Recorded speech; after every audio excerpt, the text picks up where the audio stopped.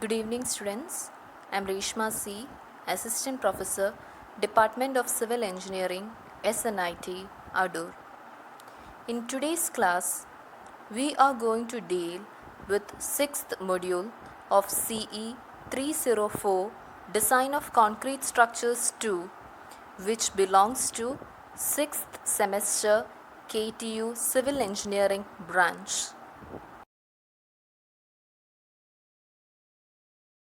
In the previous classes, we dealt with 5th module, which included water tanks, its introduction, design of rectangular and circular water tanks. Now, moving on to the 6th module, it is all about introduction to prestressed concrete.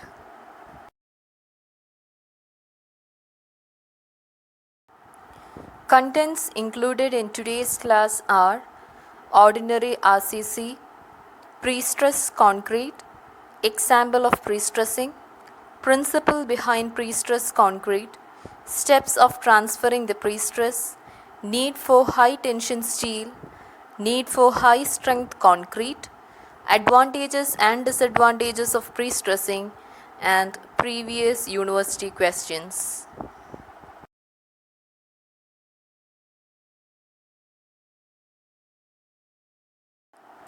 Before getting into the discussion about prestressed concrete, let's understand what was the necessity for this prestressed concrete. As we all know, the main principle behind ordinary reinforced cement concrete is that it is good in compression but weak in tension.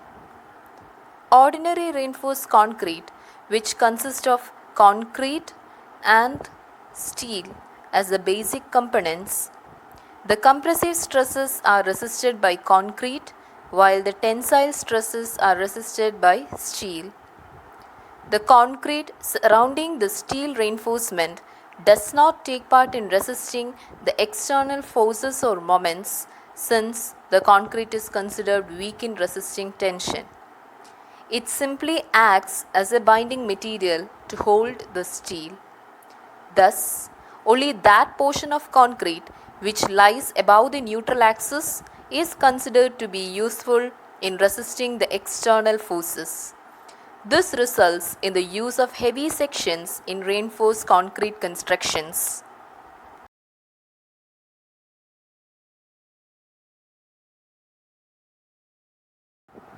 In the case of prestressed concrete, which comprises of high-strength concrete and high-tension steel as the basic components, both steel and concrete are stressed prior to the application of external loads. That is, the prestress in concrete and steel is opposite to that caused by the external loads. If such induced prestress in concrete is of compressive nature, it will balance the tensile stress induced in concrete surrounding the steel due to external loads. The internal prestress balance the stress induced due to external loads. Due to this, the whole section of concrete can participate in resisting the external forces. Now, let's see how we shall define this prestressed concrete. Prestressed concrete is basically concrete in which internal stresses of a suitable magnitude and distribution are introduced so that the stresses resulting from external loads are counteracted to a desired degree. In reinforced concrete members, the prestress is commonly introduced by tensioning the steel reinforcement. Thus, the prestressing is the intentional creation of permanent stresses in a concrete structure or assembly for the purpose of improving the behavior and strength under various service conditions.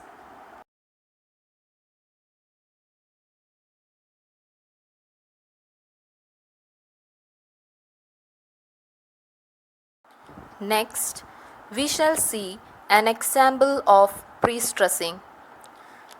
First one is a wooden barrel. The force developed by metal bands in the wooden barrel induces a state of hoop compression initially.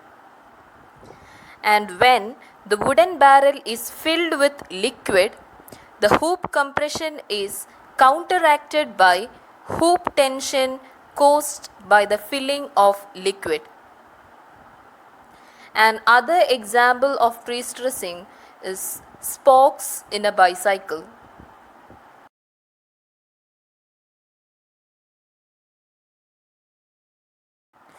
So the main principle behind prestressed concrete is that the compressive stress induced by the high-strength steel tendons in the concrete member before the loads being applied will balance the tensile stress imposed in the member after the loads are applied.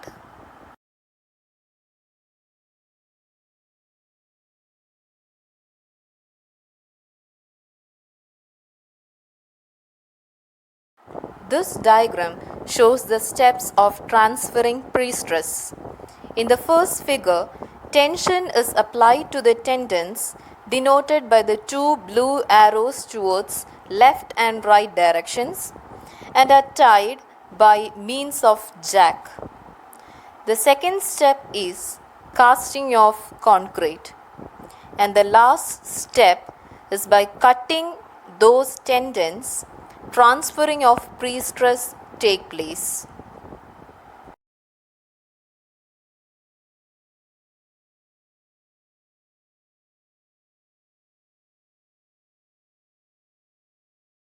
We all know that in prestressed concrete works, the main materials used are high strength concrete and high tension steel.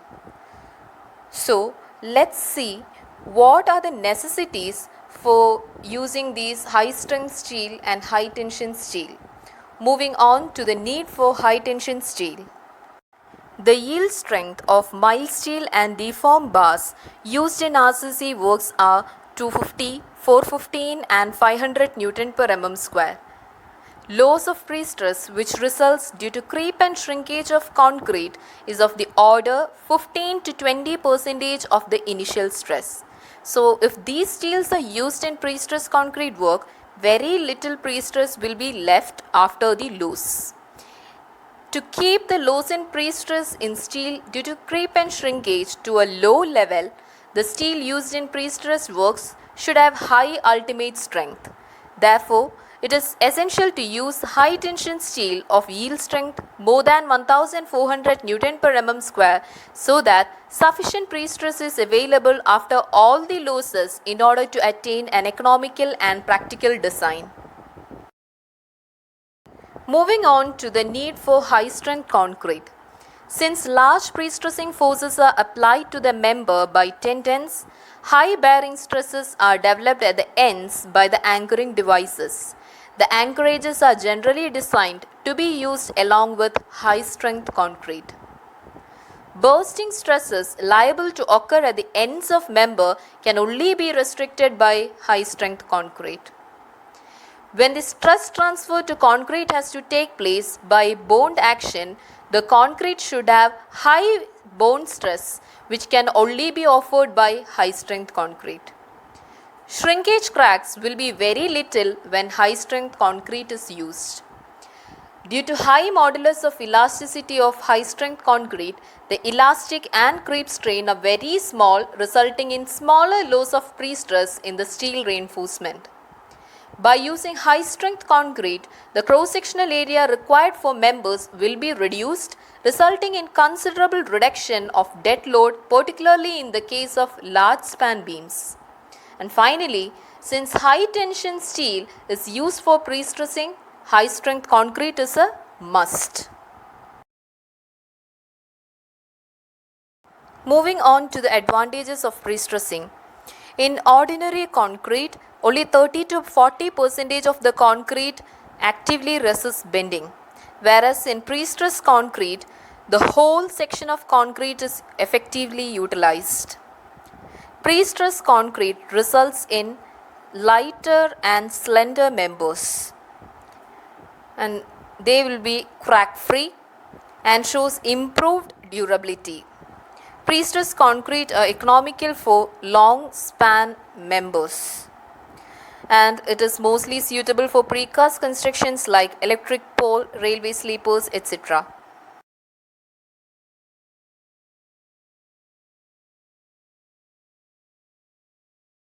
Disadvantages of prestressing includes skilled technology and labor, high cost of high strength concrete and high tension steel, additional cost for equipments and need for high quality control and inspection.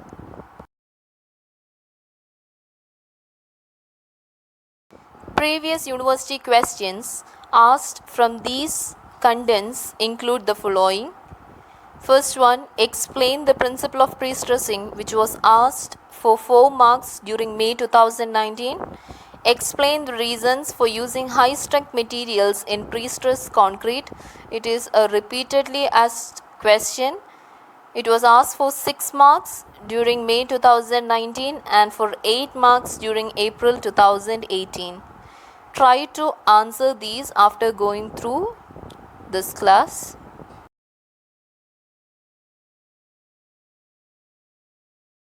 In the next class, we will discuss about the basic concepts of prestressing. Thank you.